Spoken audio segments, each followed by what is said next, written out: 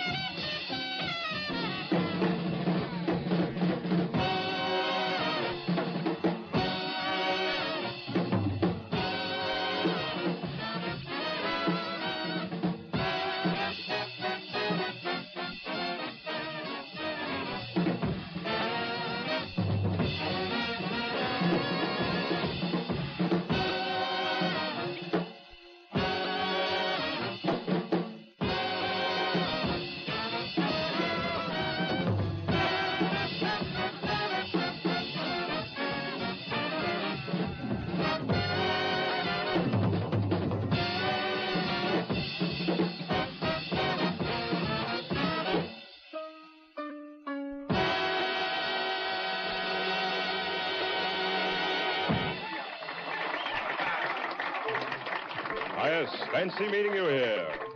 Count Basie, the orchestra. Birdland, right here in New York City. Well, that spotlight falls on three other members of the Count Basie aggregation. Paul Quintachet, Jimmy Wilkins, Marshall Royal, Count in the orchestra, and a little Basie kick.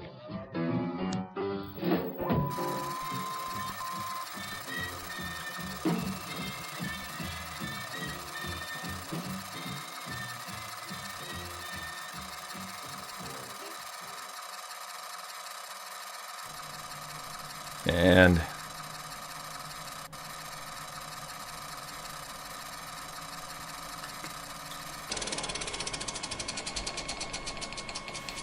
so last night I get this call, and this is the second time these people call, and this is such a boomer thing for me. Sorry, boomers, but if so, you know, I grew up in a small town, and if someone calls your phone, you answer the phone.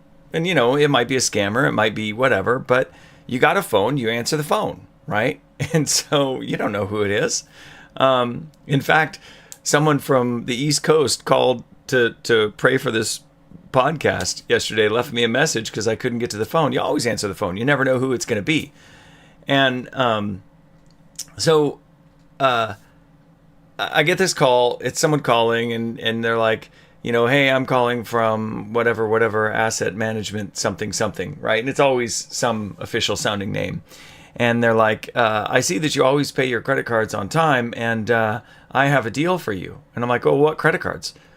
Well, I don't, just all your credit cards. I'm like, oh, well, where did you get information that I have credit cards? Well, from our marketing team. Your marketing team was digging up information on my credit cards?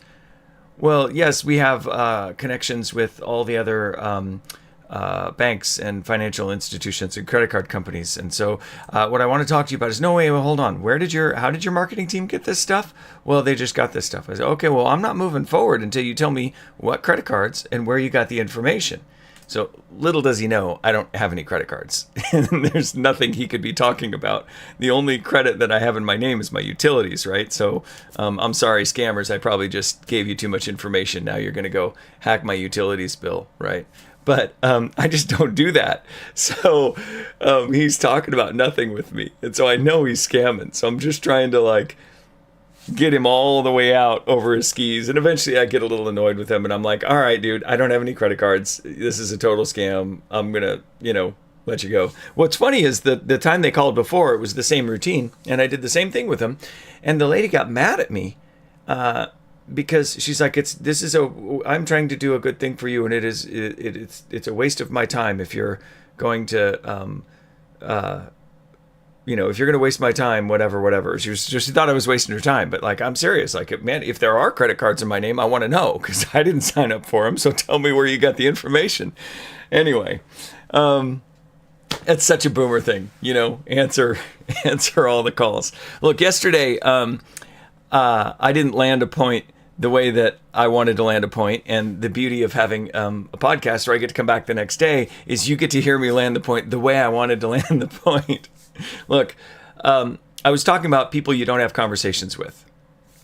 And you don't have conversations with people who are not going to have honest conversations, right? And so they're going to tell you things without ever really telling you things. Just like the scammer on the phone. Well, what credit cards? Well, we got it from our marketing department. Well, where'd they get it? Well, they got it from banks. Let's just move on. No. We're not moving on. You got to tell me where you got the information because I want to have an understanding of what you're saying. And if people won't do that with you, it's probably not an honest conversation. And you don't want to have conversations where they're making you have a conversation based on their definition of terms. Right? So that's why we read that bit from Mortimer J. Adler's How to Read a Book from the 1940s. Coming to terms, understanding what the terms they're using actually mean so that we're not supplanting equality with equity and trying to suggest that what we always meant by equality is what we mean now by equity. It's fine if we have an argument for one or the other, but we don't want to shoehorn concepts into each other and play word games to wind up being right. So those are just some things to watch out. Coming to terms is also a both of us thing, right? So when you're having a conversation, it's not the other person gets to define all the terms and gets to set all the rules for the conversations. In fact, if you know you're talking to a Marxist, never let them define the terms because they're never going to define terms in the common way. The whole premise is a game of language. I had a friend who said, oh, you don't like socialism. Well, we pay for our streets. That's socialism. And I'm like, no, that's actually not socialism. But if you can shoehorn one concept into the other, then you can get the ball rolling before, you get down the road. All right. So look, here's what's on the show today. We're going to talk a lot about what we're going to talk about today. And what we're trying to major on this week is the why. So what's the impact of this stuff? I keep talking about all this theory stuff and how do we have conversations? And that's a bit of an esoteric conversation. How do we look at our Bible? Why do we need to change? And I want to put some skin on that today. And so we can kind of see what some of the effects are when when we don't have a pathway to change, when we're not trying to answer the question of Jesus the same way, and when we don't have great conversations. In fact, when we even criminalize the conversation to some degree, or we let people have the conversation and say, well, who cares about the answer? Just go on your quest. So we're going to talk about those things and how they affect us, how the things that I've been saying have a real tangible effect to the people around us, and why it's our responsibility to do a little better to help build people's faith up. And that's what we do every day, right? We're just trying to build our faith up. We're trying to lean in together and find more Jesus and more places we agree about Jesus and live like Jesus together. So what are we going to do today? Same thing we do every day. Try and live like Jesus together. Take it away, Chuck. And being willing to be less than the least became the greatest of all. Let us imitate him who was King of kings and yet a servant of servants. The future doesn't belong to the faint-hearted. It belongs to the brave. Would you turn on my microphone, please? It's right here in the hall closet.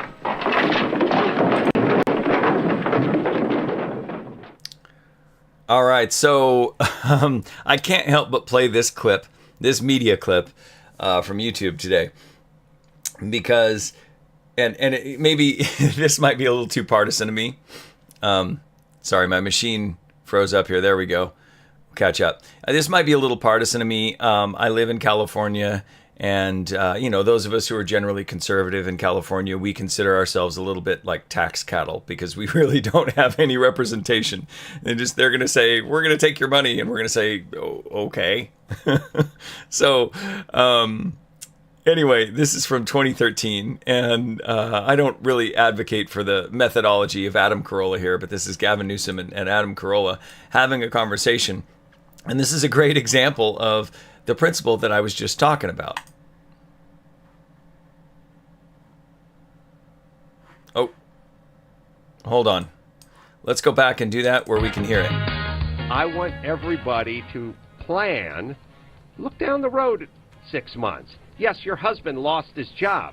That's why you need to sock away some money when he's gainfully employed. Yes, they foreclosed on your home. That's why you need to have a network, a community, right. Friends, family members, money put away. But think about Don't Adam, have the kids. Half of African Americans in the state of California, roughly half of Latino families, have no access to a checking account or an ATM. Things we take for granted. They don't have a checking account. What's wrong with them? And well, because they don't have the resources to sock those things away. Why do we have them? A lot of different reasons, but roughly half those families don't. And where do they why end do up? Armenians have them? But where they end up is in check cashing places. But I want to know why those groups. Why those two groups don't have access? Well, a lot of it just happens to be that we can talk they're about. Flawed? This. No, they're hardly flawed, but they're struggling. Genetically Folks are making flawed. their word. Hardly, not absolutely. But okay, not. Do Asians have this problem? I mean, a lot of communities have. A lot of whites have these problems. Oh, but so that's not just black and Hispanic. No, but why did you bring up black and Hispanic? Because the magnitude is ominous. But why so many of them? It just happens to be the magnitude. That's the way God planned it? Not at all. Well, what happened to them? There are a lot of issues, and that the communities are struggling. A lot why of new are they immigrants. Struggling? A lot of different reasons. Lack of Hispanics opportunity. Have been here. Blacks have been here longer than we've been here. So anyway, he goes on and on and on. And the point is, and I know that's, you're getting a politician being a politician. Gavin Newsom does not want to say the real issue, right? He doesn't want to talk about the core issues. Is there an education issue? Is there a job training issue? Well, then maybe we need to go in with education programs and job training programs. So that's not what governments want to do. Governments want to go in with welfare and support programs and aid programs like that so that they can actually do things without doing things, right? And they can allocate some funds and say, look at what I did, create a voting block. And that's not just on the left. There are people on the right who do that kind of thing, create a voting block. But it's the same kind of conversation. Now listen, in your one-on-one conversations, don't be like Adam Carolla there. If you happen to find yourself on a radio show or something, you might need to be a little bit aggressive, and I'm still not saying that's the right way to do it, but you're not having a conversation. When you're in a public forum and you've got many people watching you in a presentational sense, that conversation is not so that you can convince the person you're talking to. It's so that you can inform the people of your perspective who are watching the conversation. And that's kind of what's going on here. We need to have better conversations than that interpersonally.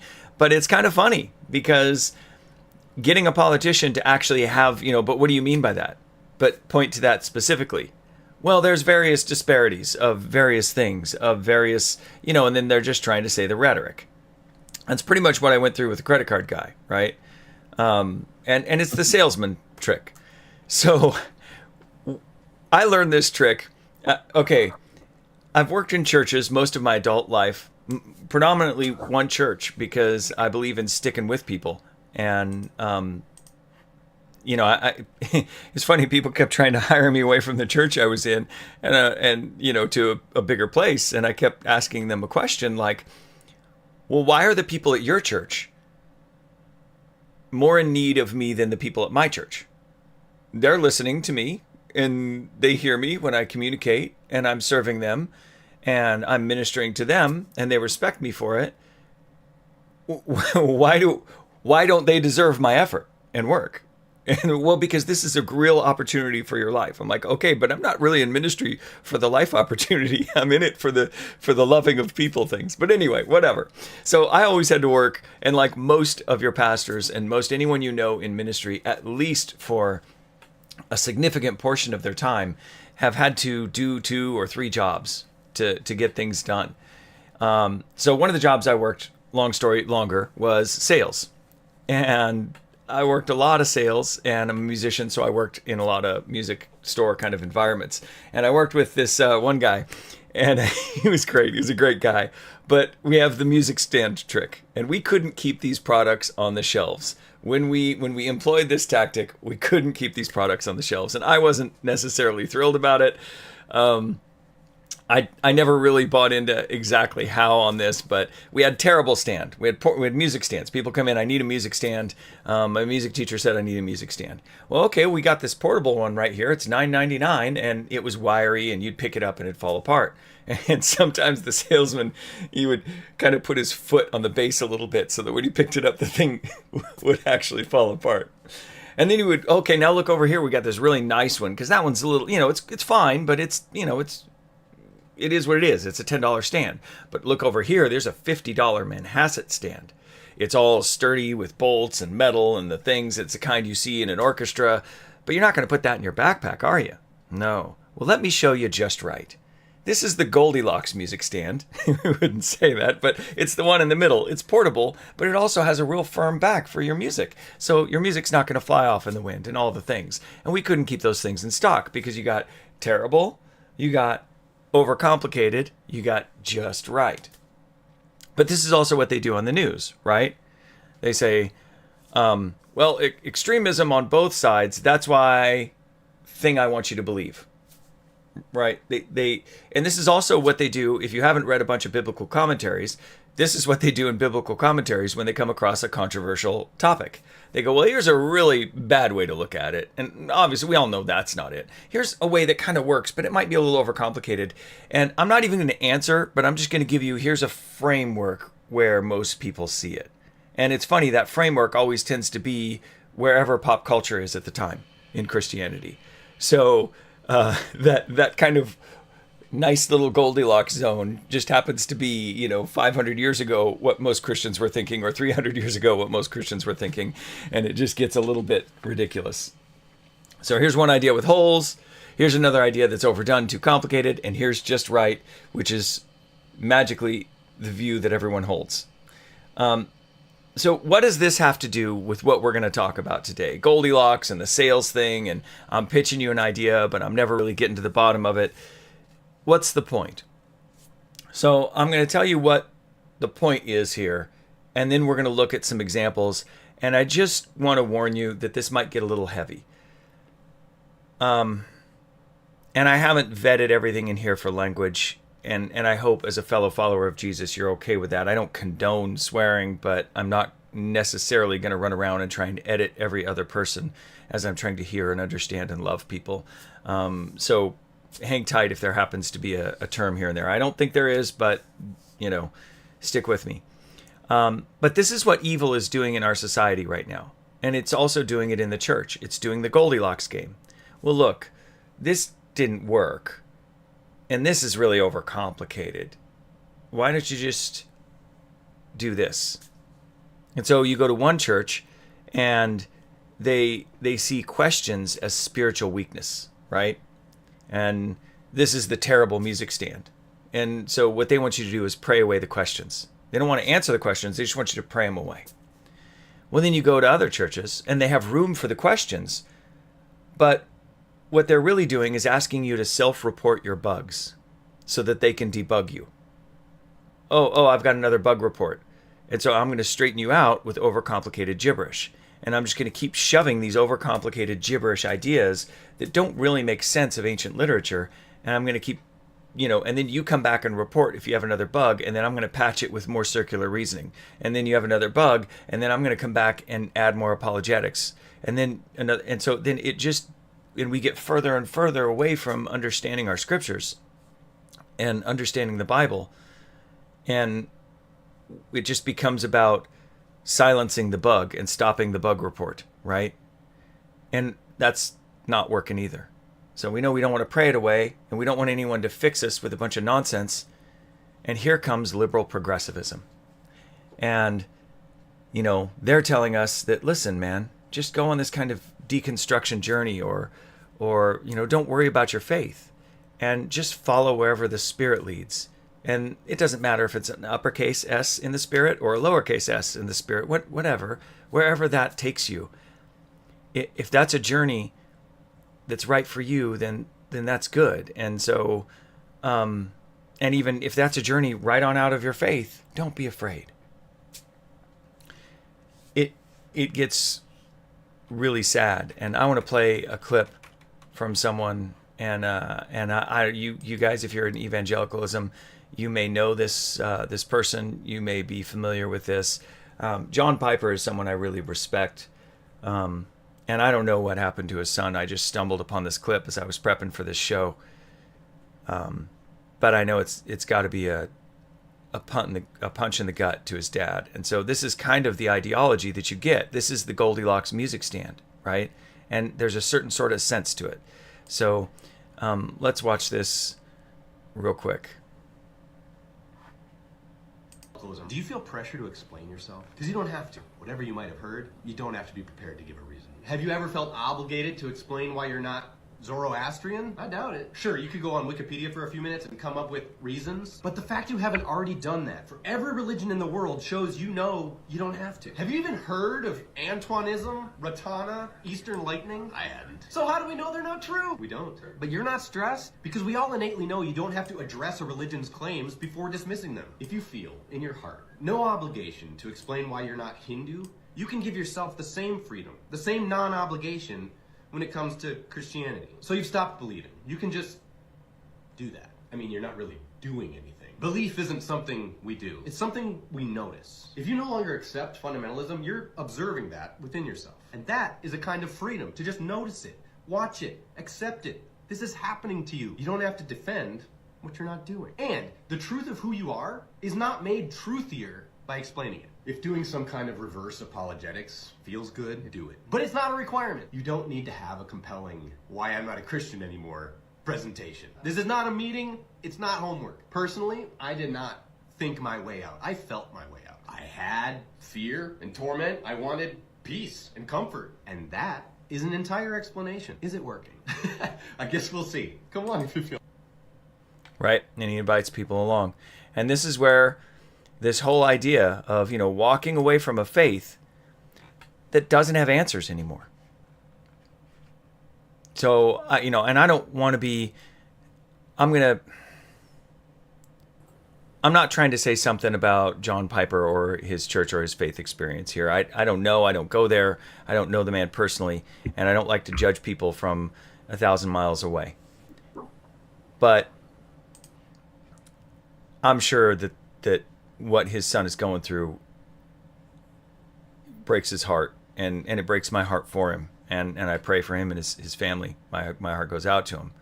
However, this is what happens when we get rigid and we don't learn to change together. When we build our faith community around our conclusions and conclusions from imperfect people, then those imperfect conclusions, we can't always see the flaw in them, but someone else feels the flaw because it's not fully Jesus. It's just almost Jesus. And when we don't have a way to change and continue to grow as followers of Jesus, when we haven't mapped out a path of how we can continue to lean into God's transformational work in our life without losing our mind, without losing our faith, and without losing our way, when we don't have a path or a plan for that, then we hold on to the rigid conclusions. And people feel the consequences. So, I don't mean to bum you out this morning, but as we look at some examples, think about this. Once we start building doctrines and walls and apologetics for the things that we believe, instead of hearing a reasonable critique and going, let me go look at that, then we paint ourselves into a corner of our own imperfect conclusions. And then we start to realize that the place where we stand, where we've painted ourselves into this corner, is actually maybe further and not closer to Jesus. Because things that are not malleable in God's hands get broken. So be the clay, not the pot, right? Be the clay, not the pot. And this is why we need a pathway to change together. If in 5 years I'm still doing this podcast, I will be telling you about things that I have changed my mind about. Why? Because doing this podcast opens you up to my own personal journey, right? I'm trying to be transparent here. Even though I work hard to make sure that what I'm telling you is followable and it's engaging and that you enjoy listening, I'm really just sharing who I am and what I'm about. And this is my own personal journey. And so I'm going to change, and I'm proud of that. And sometimes I'll wander off and come back in this way and that way because I'm not a perfect person. But it won't take you long to notice that I'm changing. But here's where we often go wrong. There's this thing going around called deconstruction, and it's an old concept. People have been doing this for 15 years. And it became vogue, and then it became something that was cool to criticize. And then the people who are doing deconstruction are like, ooh, I'm not doing deconstruction anymore. It's kind of like the 6-7 thing with my kid. When I do that, he's like, ugh, Dad. Because parents started doing it, and that got rid of it. And so, that's our secret weapon. You want the fad to go, just start doing what your kids are doing, and it's gone. But that's kind of where deconstructionists are. It's not that they're not doing deconstruction. They're just calling it something different. And so think about it like this. It's not that there are no problems. That's where we go wrong. Someone will come along and say, hey, I think that's a problem. And our response to that is, you're attacking the faith, instead of, that's an interesting question. And then try and lean in and listen and understand. And so because we don't have a way to handle the problem, imagine you're driving your car down the road and there's a clunk, and you take it to the mechanic, and the mechanic says, no, there's no clunk, there's no clunk, there's no clunk. Well, you keep driving and there's this clunk, and it annoys you. So you pull the car into your garage and you start disassembling the car looking for the clunk. And then in the end, you're left with pieces all over the ground. Well, the clunk's gone, but you can't drive your car anymore. And that, in some sense, is what people do with deconstruction. They're trying to figure out what's going wrong and why faith doesn't feel right, or why they don't have the connection to Jesus that they want, or why what they understand about Jesus or what the church is saying about Jesus doesn't really resonate with what they're trying to understand or experience. Now, it's true, there's just bad faith actors sometimes. But we're not loving and kind if we dismiss everyone with a problem as a bad faith actor. That's just leaning us back into, you need to pray it away and give it to God, don't tell me about it. Or, let me give you some apologetics and just shove this down your throat, right? Thank you for self-reporting your bug. Let me fix you. When instead, we might climb into the box they're in, look at its confines, and see how they perceive themselves in a place where they don't want to be. And then maybe figure out how to walk towards Jesus together. But this idea of deconstruction, it often is just keep tearing it down and just keep tearing it down until all the pressure goes away. And if I keep rewriting the rules to the game until there's no game anymore, then I'm not really playing the sport, whatever that sport is, right? I can't really hit the ball well, so let's just not worry about strikes and balls. You can't continue to do that. So the principle is this. Don't start taking things apart without trying to consider the problem first. And way early when we started this podcast, I told you I'm never going to talk about problems unless I'm also going to talk about solutions. And so when we reach a problem, we first have to have a goal. Am I trying to get to Jesus, or am I trying to experience something else? Am I trying to experience the Spirit? Am I trying to have spirituality? Am I trying to have a religion? Those things are not Jesus. I am just trying to get to Jesus. I just want Jesus. I want nothing else and nothing less, nothing more, except all of Jesus in my life. If he could take over and live my life for me, but it doesn't work that way. But that's it. I just want 100% of Jesus. So when someone comes and says, hey, that's not Jesus, I'm willing to have a conversation and just use the basic rules of epistemology to go back and ask the question and do it from an intellectually honest position. So we have to have a goal, and we have to stick to the goal. As we're taking things apart, we can't notice something that perceives like another, oh, maybe that's the problem, maybe that's, and get us sidetracked. We have to keep the goal, and we have to stick to the goal. And I'm trying to live like Jesus, and that's what I'm trying to do. I'm not trying to make my life better. I know that living like Jesus might take me to my cross. It might take me to my death. I might be like Bonhoeffer or others. Or I might be fortunate enough to live in the first world country that I do and actually increase my wealth somehow and have more to give away to others. Whatever it is, I'm going to live like Jesus. It's Jesus or bust. So here's what happens when rigid meets questions. And no one knows how to be intellectually honest. I want you to look at this this other clip, and this is from this is the narrator in a clip. But many of these people, and I have more of them for you tomorrow. So if this is bumming you out, let me know, because I'm not trying to depress you, but I think it's worth listening to the narrator in this little chunk from this bit from Christianity Today. I Kissed Christianity Goodbye, a bonus episode on the rise and fall of Mars Hill. And this is, Joshua Harris, the author of that book, I Kissed Dating Goodbye, actually apologized for all the people he hurt and kind of walked away from his faith. And listen to what this narrator says. I think he makes an excellent point.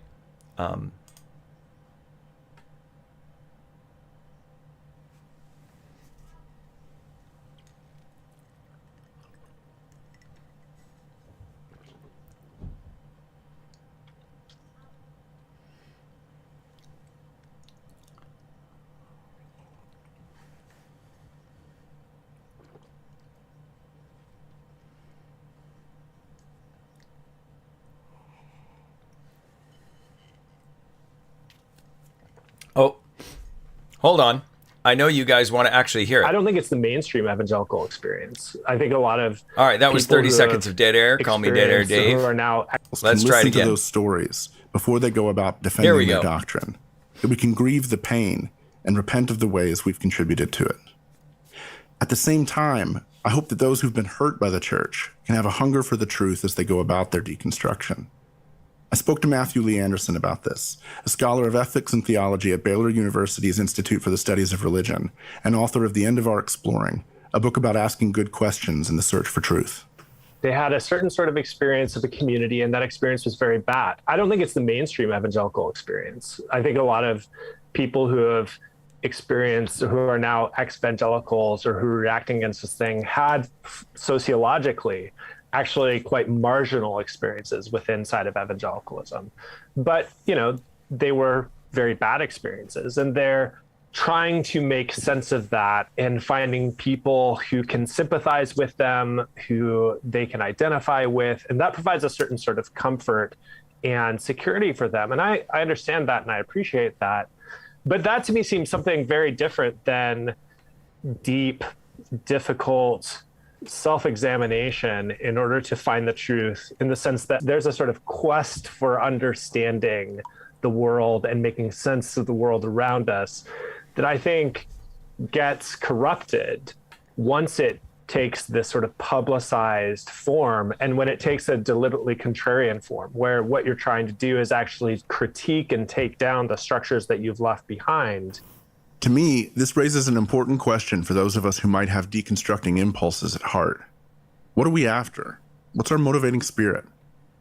The contrast Matthew kept reinforcing in our conversation was the gap between a reactionary spirit that wants to reject the community of our youth and a spirit driven by the quest for truth, whatever it might cost to find it. A spirit driven by the quest for truth, whatever it might cost to find it. I don't have a quest for truth. I have a quest for Jesus. I don't care. I don't have a stake in the game. He can be anything he is, because I'm not trying to tell him who he is. And so if I happen to get a point wrong, I don't care. I'm trying to change and conform my life to the Jesus of Scripture. So it's important for us then to consider where we're going. Now, I'm not necessarily going to be a big fan of deconstruction in that sense, and this is an older interview, but why does that happen? And you notice how he talks about when we set ourselves up against something. Rebellion is not a vision. We are not rebelling from evil as followers of Jesus. We are declaring the light. We're not going upstream. The current is shifting around us all the time. In a shifting current, if you're always trying to go against the current, you're just going to be going in circles. We fix a point on the horizon, and that point is Jesus, and then we head towards it. And when there's questions and problems, we stop and allow for those questions. But oftentimes what happens is we've set success to be such that all of us who start out on this journey towards Jesus together, we're all this big mob. And the trail guide is trying to make sure that the majority of the people get there. And so it's not really paying attention to why other people are wandering off to other trails. And it may be that others are wandering off because we're just slightly, there might need to make a left turn at Albuquerque or something. But we need to be able to be strong enough to consider something in our faith. And malleable. I have one more here video clip on this. And this is an interesting website. I've listened to a few of these guys' videos, and this is a pretty old one. Pretty interesting. He wrote a book that I'm probably going to read here in the near future about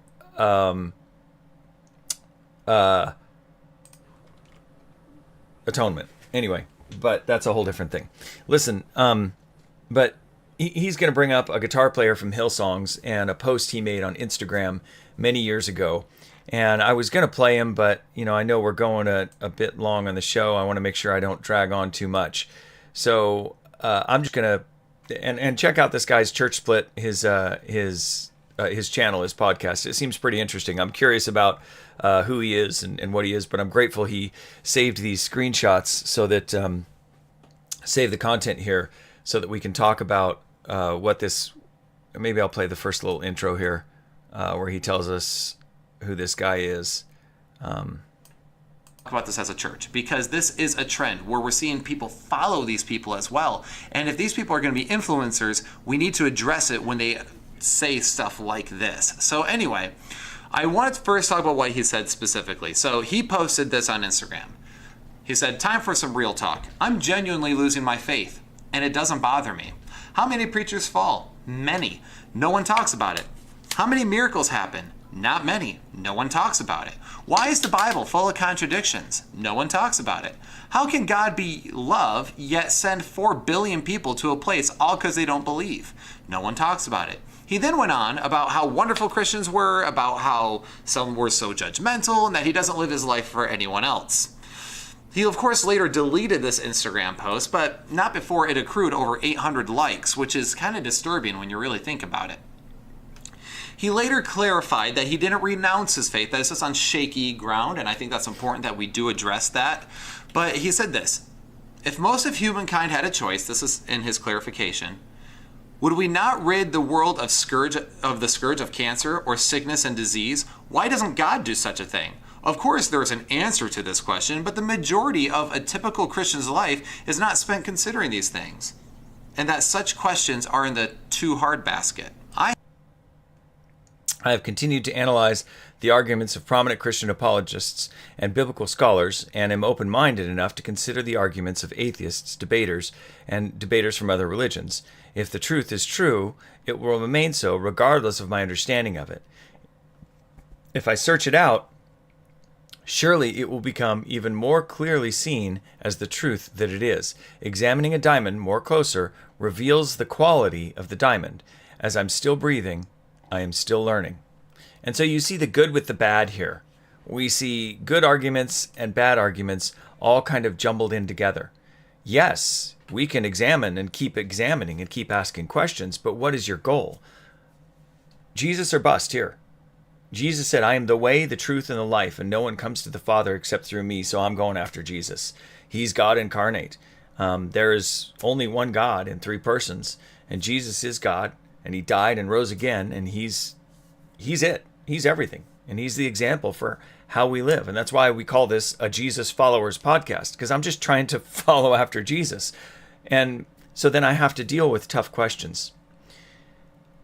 And it should be normal to ask questions in our faith communities. And some of us try and normalize it in our faith communities, but what we do is we'll put a panel of experts up there and we'll say, bring your questions, and then we'll solve all their questions. And then we'll walk away going, we sure did a good thing. But we didn't really sit with anyone in their questions. We didn't sit with them in their struggle, and we didn't teach them how to wrestle with Jesus. And oftentimes the answers we give are trite, simplistic, or even word games, you know? So we can't handle questions because we're holding on to conclusions and not the quest. We're told to run the race, right? So I'm an imperfect person. I have misconceptions. This is this paradox of following Jesus. So I have to have some pathway to change, or I'm going to become rigid. And when I'm rigid, I'm not just codifying the good things where Jesus is transforming me. I'm codifying some of my misconceptions. And my misconceptions will rub up against people. And I can just dismiss that, like that Pink Floyd song, The Turning Away. I can just say, well, that's just a case of someone suffering,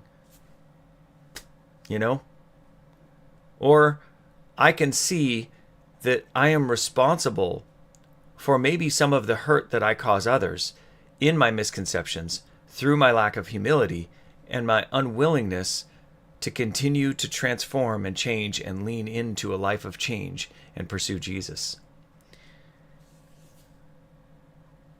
Here's the fundamental issue with why we don't have good conversations. We don't know how to answer the question of Jesus together. And when we don't know how to answer the question of Jesus together, we can't hear the questions because the questions challenge us and we don't have a way to resolve the tension of a good question. And so we say, well, isn't it great that we have all these apologists? Isn't it great that we have all these great thinkers? Why don't you go read them? Why don't you go look at them? Here's a book. Give it to God, not to me. And on that point, I want to go back to some of the claims that that guitar player from Hillsongs many years ago made, because it's the searching and the questing. It always seems to accompany these things, which are kind of misnomers, and these are not great arguments, but they're not great arguments that are propped up by our not great arguments. Okay? When someone says, yeah, that's a fake, and then they don't know why it's so everyone knows magicians are not really doing magic, they're doing illusions. Well, if you guess how a magician is doing a trick wrong, and your answer is wrong, that doesn't mean that you're not right, that he was still doing a trick. And so when we have bad explanations, people might not have a counter rebuttal that's accurate, but they can still somehow spot the fake. So one of these is the Bible has contradictions. And, this is the flimsy music stand. The Bible only has contradictions if you're not going to read it as ancient literature. If you're defining the Bible by our modern definition of precision. But then what we'll do is someone will say, well, the Bible has contradictions, and we'll say, nope, inerrancy, and we'll come in and have all these overly precise, ridiculous explanations for things. Well, it says that, and then we appeal to our favorite verse, right? We'll go grab verses and we'll use them as like the the mortar between the bricks as we build our own faith and not reconsider ourselves against the light of God's word and truth. And so what we do is, 2 Peter 3:8 is a favorite one for this, right?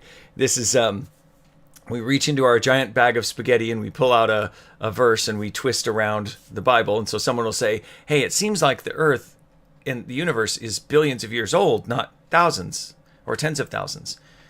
And, then we'll reach into our little Bible bag of tricks and we'll go, well, 2 Peter 3:8, a year is 1,000 days to the Lord and 1,000 days is a year. So, and then, that's a ridiculous kind of way of reasoning with the conundrum, because it doesn't get rid of the problem.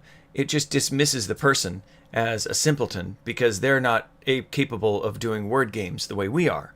Or the same with, Revelation. Well, John says this is going to happen soon. Well, a year is 1,000 days to the Lord, and 1,000 days, and we can just take these magic verses and throw them over everything, and we stop reading the Bible for the literature that it is, and trying to understand what we're being told that is the truth of God, and we start using it as a tool to win arguments and shut down people's questions. But we're not giving them any real hope or answering their real question in any kind of a substantive way. What we're doing is just patching the bug. Oh, you've got a question? I'm going to put a patch on that and write a chunk of code. And when that problem comes back up, I'm still not going to figure out why. I'm just going to write a little patch into the code. In fact, NASA, in all their climate models, they were having a hard time perpetuating the ideology they wanted to perpetuate about climate change and things. And so they went back in and hard-coded their climate model to account for the exceptions in the data. Well, you don't worry about this one and exempt this from the model. That's the same kind of thing. So we don't want to do that. That's the overcomplicated, expensive music stand. And we don't want to be the cheap music stand, and we don't want to overcomplicate it. And so people are walking away because walking away is presented as just right? You don't even have to think about it, bro. You don't even have to worry about it. You just, you just kind of mourn your faith and you just move on. I read this book, and this book will break your heart if you're a follower of Jesus. When Art Disrupts Religion. This is a collection of memoirs from two groups of people. People who went to a very fundamentalist faith experience and people who went to a very liberal faith experience. One was all about the spirit and feeling and expression and things like that. And one was, Bob Jones is very fundamentalist. And these are memoirs of people who left their faith behind because of their faith experience.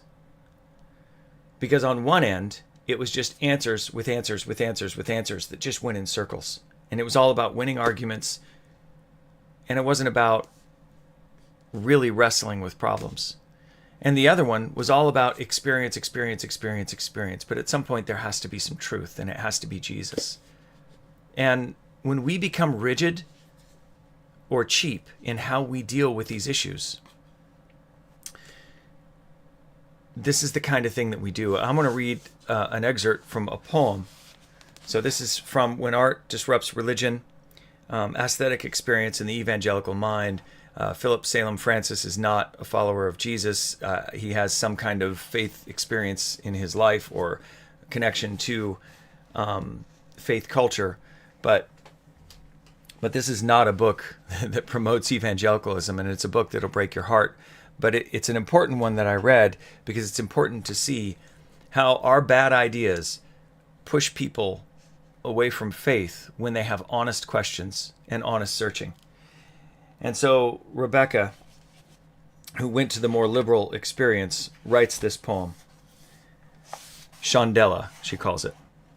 Sometimes when the band plays, my body forgets my long ago apostasy and swaps in reverence to a long gone God. My hands float free of gravity to praise the dead deity in a bar room full of people who don't notice that I've lost myself. In September, I watch the gold beauty, bittersweet and fleeting, through my closed car windows. The nights stretch frosted into the mornings, and I dread the long white silence that will bury us soon. So, in the closet, I dig out boxes of old scratchy tapes and play them loud in the car, hymns to the God I no longer believe in. She goes on at the end. The strange, mystic syllables rise silently, sound themselves, and startle me. It's a reflex action, part of the tribal memory. I stare around and wonder, of what people am I? When we become so concerned, and it's not like these people who are walking away from their faith or deconstructing or doing this are meeting bad people. You know, John Piper's a good guy. So, and I don't know why his son's going through what he's going through.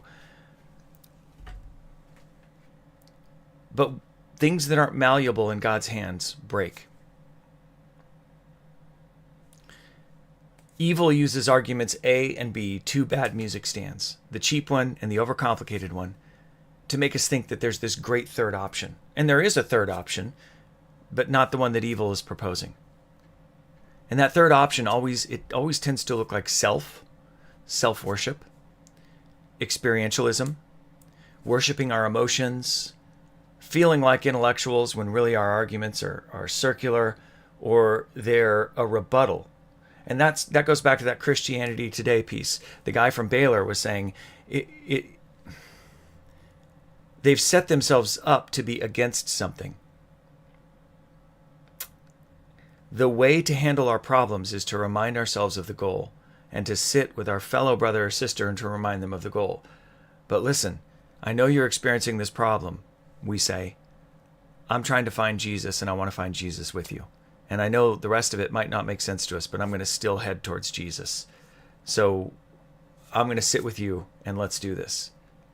And let's pursue Jesus together. Because the truth is, there is another option besides the cheap music stand and the overcomplicated one. But first we have to realize that A and B, it's just the lie and the perversion of the truth. And so Satan uses the lie and the perversion of the truth and pits them against each other in order to get us to some unpreferred place.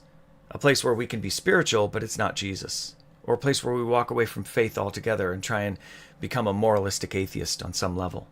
And it's like I said yesterday when I was talking about merit and works. Merit is not works.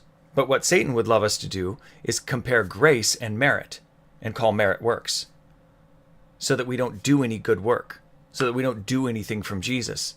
But Paul tells us to work out our salvation with fear and trembling. We work out what God has placed in us. And to do work is not merit. It's not to say that I earned anything, because I didn't earn anything to receive the grace and love of Jesus. But that's something that he did for me. But work is not merit, right? And so it becomes this smoke and mirrors game. So other smoke and mirrors game, they turn Christianity into something it never was by turning the volume up on something that's already too loud. So we say, well, look, I'm just trying to follow the Spirit. And we crank that up to 11. And that overcrowds Jesus. And then evil comes along and says, well, you're trying to follow the Spirit? Well, if you're interested in following the Spirit, why do you need to worry about the Bible stuff? You know, just drop that and just go with the Spirit. The Spirit will guide you. And it just takes something that we've got a little bit wrong and makes us follow it even wronger.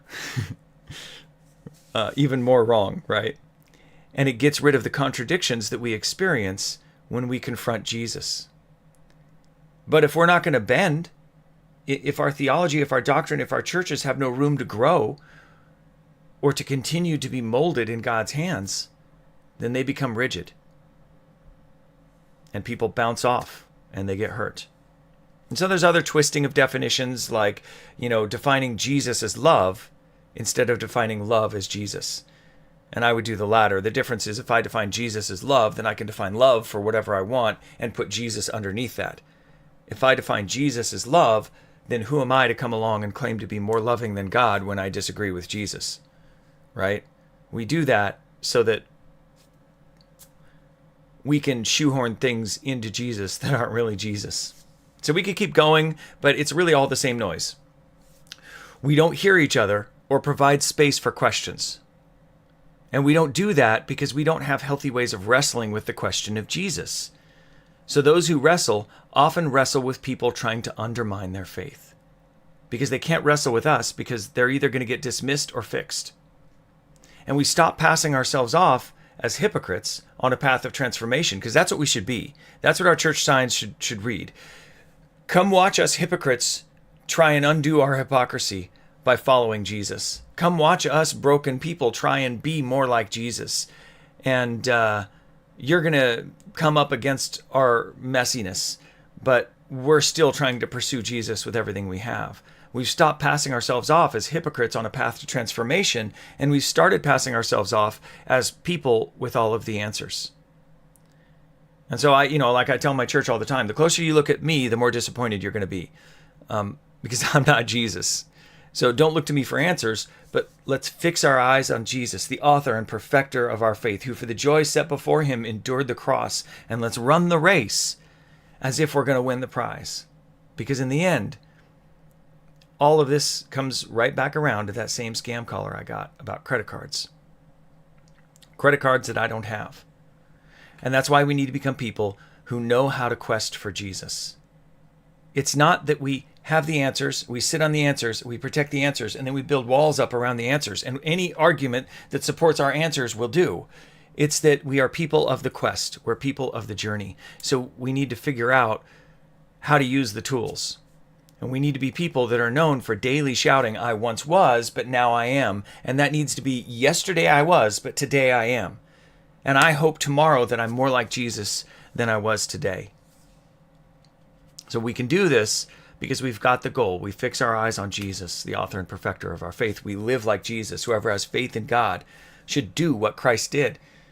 And we just need to learn how to use a compass and how to read a map together. And those are skills that we can develop. And we need to open up the space so that that dialogue, and you see, the reason we don't have the dialogue is because we're afraid the dialogue is going to undo our quest. Because we don't know how to search together.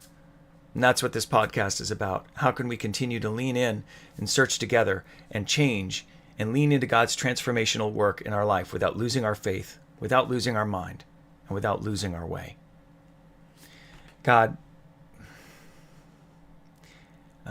if anyone is like me and listening to this, their heart is breaking for these people who've met fake answers and fake justifications. Jesus, you're beautiful. And if they only met the real you, God, help us be a people who change. Make us more like you. Amen. Listen, recap of the show. Don't fall for the bad options.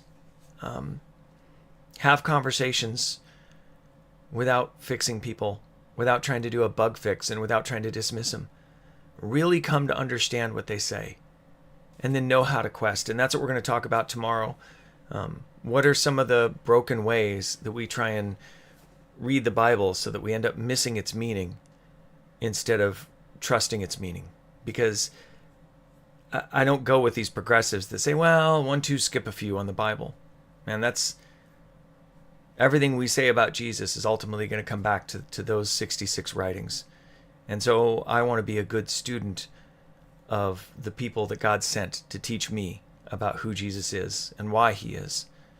And so we need to catch ourselves when we have bad ways of reading our scriptures. And we need to improve our capacity to read the scripture and understand what it means and to wrestle with it together in ways where we can increase our unity over who Jesus is without dismissing and leaving people behind. I'm really grateful that you're here. Mornings aren't my thing, but I get up because I'm grateful for you. And so if you do me a favor, if you do the social media things you like, you subscribe.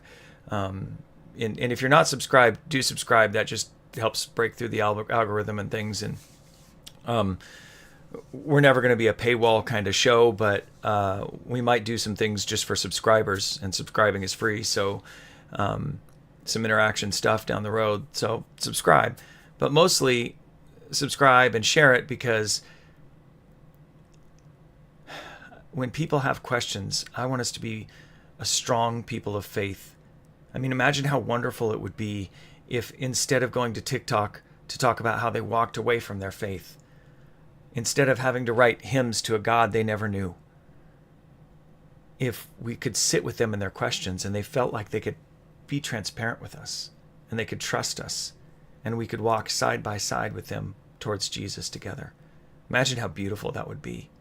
There's people we hurt all around because we become rigid, and we don't see them because they just kind of bounce off our faith. And I just that's not my heart. I know that's not your heart. So consider, if you want to increase the light that we shine, share this with someone who might be interested in doing something about the problem.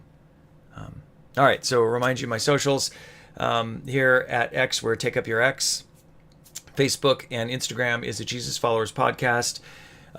Rumble is Jesus Follower Podcast, and YouTube is Jesus Follower Channel. Again, I'm really grateful you're here. We're here Tuesday through Friday, 5 a.m. Pacific, and you lucky East Coasters with the 8 a.m. time. Anyway, I'm really, really grateful you're here, and my hope is that today the light of Jesus would shine through you as you go about your day. Be well.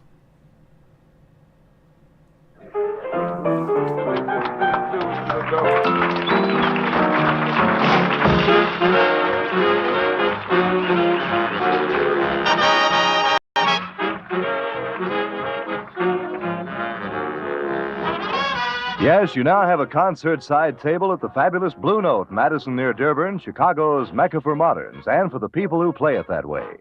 Currently, the Blue Note is featuring Count Basie, his famous piano, and his big new band. Yes, it's what you've been waiting for. It's Count Billy Basie, and here's the man himself. Good evening, ladies and gentlemen. This is Count Basie and the band. Sincerely, you're going to enjoy. We hope you enjoy our little program, because we're going to have fun working for you. Now, in our first number, we feature Joe Newman on trumpet, Eddie Lockjaw Davis on tenor. A little thing we call the Blee Blop Blues.